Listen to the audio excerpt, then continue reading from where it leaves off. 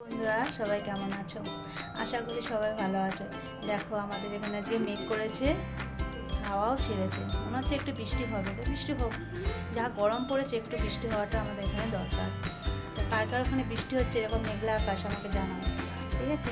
Duty থেকে বাড়ি এসেছি, এসে ভাবলাম যে কী আজকে রান্না করবো, মানে গরমে কিছুই সেরকম ভালো লাগছে না খেতে।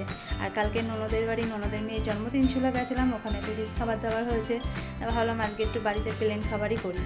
তা প্লেন খাবারের মধ্যে আজকে দুপুরে লাঞ্চে মেনুতে আমি কী রেখেছি দেখো, সাদা ভাত, পটল ভাজা, কুমড়ো আলু ভাজা, ডিম ভাজা, আর হচ্ছে টক ডাল।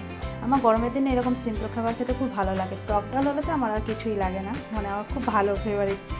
ঠিক আছে, কার কার ভালো লাগে এরকম সিম্পল খাবার আমাকে কিন্তু জানিও।